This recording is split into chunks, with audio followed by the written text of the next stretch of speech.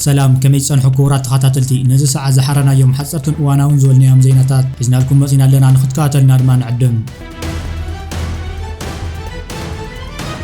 منغس ودانو عغرغر ساتاتو 6 ኤርትራውያን ፍርድሂቡ መንግስት ودانا ፌስቲቫል ኤርትራውያን عغرغر ብምፍጣር ተጠርጠሩ ፍርድሂቡ እቶም 6 ትሕቲ ቀይዲ ዝኣተው ሰባት ኣብ 2023 ኣብ ሰተኮሎ ኣብ ዝተኻየደ ፌስቲቫል ኤርትራውያን عغرغر ብምፍጣር ንማእሰርቲ ከም ዝተፈረዱ ማዕኸናት ዘይና ሸወደና ቃሊሕን ሓሙሽተ ካብኣቶም ኣብ ቀይዲ ዝኣተው ንሓሙሽተ ዋርሕ ክፍረዱን ከለው እቲ ሻሻይ ከዓ ንመንፈቅ ክእሰር ተፈሪዱ ወሎ እቲ ሸወደን ዝካየድ ፌስቲቫል ኤርትራውያን ትማልውን መንግስት ጀርመን መሰረት ናይት ንሓመዱ ዝተባሃለ ምንቅስቃስ ኤርትራውያን ተቃወም ተብ ቀይዲ ንምእታው ስርሒት ምጅማሮም መፍሊጦም ኣኽበርቲ ሕጊ ከም ዝበልዎ ድማ ኣብ 6 ዘዋታት ጀርመን ኣብ 19 መንበር ገዛውቲ ናይቶም ጥርጥራት ንምድላይ ተፍትሽ ይካየደለ ክብል ገሊጹ ቤት ጽሕፈት ፌደራላዊ ዋና ኽባር ሕጊ ብሓሙስ 26 መጋቢት ተውፅኦ መግለጺ እቶም መስማቶም ዘይጠቐሶም 17 ውልቀ ሰባት መስረታ ኣባላት ውሽጣዊ ግብረ ሽበራዊ ውድብ ምዃኖም ዝተጠርጠሩ እዮም ክብል ይገልጽ ኣብቲ ስርሒት ልዕሊ 200 ኣባላት ፖሊስ ይሳተፉ ምህላዎም ዝጠቐሰት መግለጺ ዛጊደው ቀይዲ ዝኣተው ውልቀ ሰብ ከም ዘሎ ተኽባር ሕጊ ይጠቅስ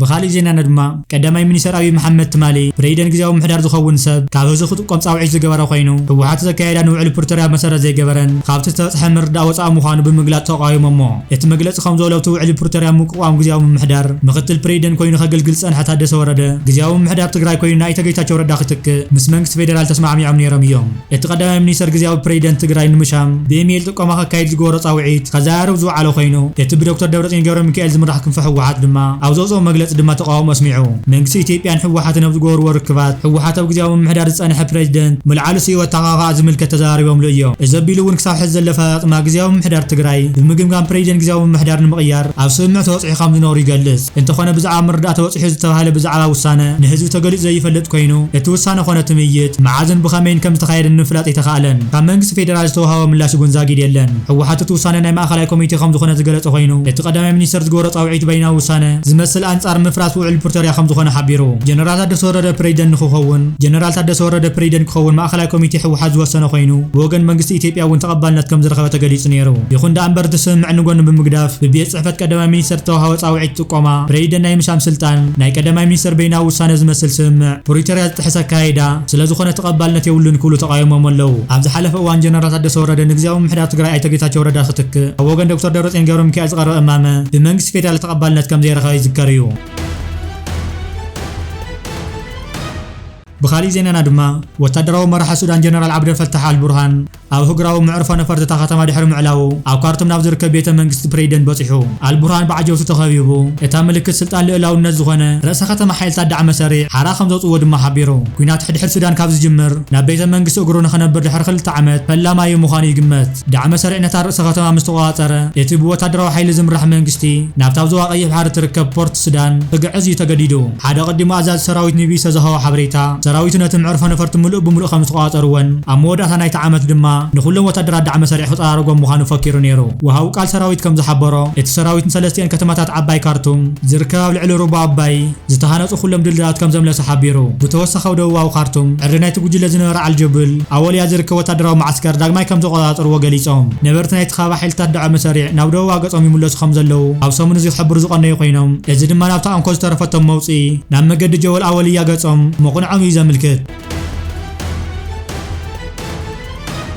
بخالي زينانا دما نزحلف 11 معلتات بفلي كونتات ندادنا كل تግራይ ከያት خمس ተኸልከለ ንግድን ሰደድን ክልል ትግራይ ገሊጹ ኩባንያ ቀረብ ነዳዲ ኢትዮጵያ ኩለን ክልላት ዘካፈሉ ሓበሬታ ምክፍፋል ነዳዲ ሙሉእ ብሙሉእ ነዳዲ ዝተቋረጸ ኣብ ክልል ትግራይ ጥራሕ ከም ዝኾነ ዳይሬክተር ሓለዋ ተጠቀምቲ ቢሮ ንግድን ሰደድን ክልል ትግራይ ኣይተካሳሆን ንቢቢሲ ሓቢሩ ቢሮ ንግድን ሰደድን ክልል ትግራይ ብ26 መጋቢት ተውፅኦ መግለጺ ናብ በዓል መዚ ነዳድን ኢንጂነርን ፌደራል ትካል መቕረቢ ነዳዲ ኢትዮጵያ ንኻልኣይ ግዜው ዝለኣኾ ደብዳቤ ኣብ ቀረብ ነዳዲ ዘሎ ጸገም ንምፍታሕ ከምዝሓተ ተፍሊጡ ኣብ ክልል ትግራይ ብዘጋጠመ ምቁራጽ ነዳዲ ትካላት ሕክምና ዝኣመሰሉ ትካላት ስራሕ ከካይዳ ከም ዘይከኣላ እውን ተገሊጹ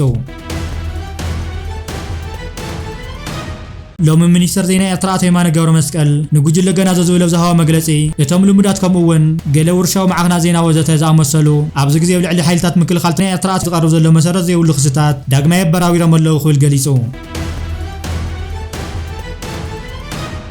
ናይ 11 ክፍሊ ትምህርቶም ዛዚሞም ናብታ መዲና መንእስያት ዝኾነት ሳዋም በመምራሕ ናይ 12 ክፍሊ ትምህርቶም ክከታተሉ ዝጸንሑ ኣባላት 37 ዙርያ ሃገራዊ ኣገልግሎት ሃገራዊ መልቀቕ ፈተና ካልኣይ ደረጃ ማለት ማትሪክ ክከታተሉ ድሕሪ ምቕናይ ትምህርቶም ብዓወት ከም ምዛዘሙ ተገሊጾም ኣብ ሳዋ ተምሃሮ ናይ ንግሆ ኣብ ቤት ትምህርቲ ዋርሳ ይከኣሎም ናይ ድሕሪ ቀትሪ ድማ ኣብ መንበር ቤቶም ናይ ደገፍ ትምህርቲ ድሕሪ ድራር ድማ ናይ መጽናዕቲ ግዜ ተባሂሉ ክሳብ ኣካዳሚያዊ ካለንደሮም ዝዛዘም ዝኸይድ መደባት ኣለዎም እዚ ድማ ተምሃሮ እኹል ግዜ ረኺቦም ትምህርቶም ክከታተሉ ባይታ ዝፈጥን ምዃኑ ይግለጽ ኣብ መበል 37 ዙርያ ሃገራዊ ኣገልግሎት ግቡእ ወተሃደራውን ፖለቲካውን ትምህርቲ ክቐስሙ ዝጸንሑ ተምሃሮ ስኔክነት ተመሪቖም እዞም ኣብ መላእ ሃገር ካብ ዝርከባ ናይ ስኔክነት ኣብያተ ትምህርቲ ማለት ደቀ ምሓረ ናቕፋ ኣስመራ ሓጋዝ ማይ ሓባርን ሓላይን ድሕሪ ምምራቕ ኣብ መበል 37 ዙርያ ሃገራዊ ኣገልግሎት ንሽዱሽተ ኣዋርሕ ወተሃደራውን ፖለቲካውን ስልጠና ክቐስሙ ዝጸንሑ መንእስያት ትማሊ 2 መጋቢት እዮም ንመመረቕታ በቂዖም ኣብቲ ኣዘዝቲ ማእከል ስልጠና ሓይልታት ምክልኻል ኤርትራ ከምኡውን መምሃራንን ተምሃሮን ቤት ትምህርቲ ዋርሳ ይከኣሎን ዕዱማት ኣጋይሽን ዝረኽብሉ ስነ ስርዓት ተመረቕቲ ብክልሲ ሓሳብን ግብርን ዝቐሰምዎ ስልትን ጥበብን ዘንጸባርቕ ወተሃደራዊ ምርኢት ኣቕሪቦም ኣዛዚ ማእከል ስልጠና ሓይልታት ምክልኻል ኤርትራ ሜጀር ጀነራል ሮመዳን ዑስማን ያውልያይ ኣብ ዘስምዖ ቃል መንግስትን ህዝብን ኤርትራ ኣብ መንእስያት ዝገብርዎ ዘለዉ ወፍሪ ነዛ ብረዚን መስዋዕቲ ዝተረኽበትን ዝተዓቅበትን ሃገር ንምብልጻግ ካብ ዘለዎም ራእይ ዝነቅል ምዃኑ ብምጥቃስ ተመረቕቲ ኣብ ዝምደብሉ ዓውደ ስራሕ ትጉሃቱን ውፍያቱን ክኾኑ ተላብዩ ኣዛዚ ማእከል ስልጠና ሃገራዊ ኣገልግሎት ኮሎኔል ደበሳይ ግደ ብወገኑ ተመረቕቲ ግቡእ ወተሃደራዊ ታዕሊም ፖለቲካዊ ትምህርቲ ስነ ምግባር ማእቶትን ኣካላዊ ህንጸትን ከምኡውን ዝተፈላለየ ሰሚናራት ዘጠቓለለ ስልጠና ከም ዝቐሰሙ ብምጥቃስ ኣብ ዝዋፈሩሉ ናይ ስራሕ ዓለም ትጽቢት ሃገርን ህዝብን ዝምልስ ውጽኢት ከመዝግቡ ልዑል ተስፋ ከም ዘለዎ ገሊጹ ተመረቕቲ ነቲ ዕለት ዘንጸባርቕ ባህላውን ስነ ጥበባውን መሰናድኦታት ብምቕራብ ሕድሪ ሰማዕታት ተቐቢሎም ንህዝቦምን ሃገሮምን ብተወፋይነት ንምግልጋል ዘለዎም ቁርቡነት ብቃለ ማሕላ ኣረጋጊጾም ኣብ መወዳእታ ብመልክዕ ውድድር ኣብ ዝተኻየደ ንጥፈታት ብውልቅም ደጊፍካ ንገሮ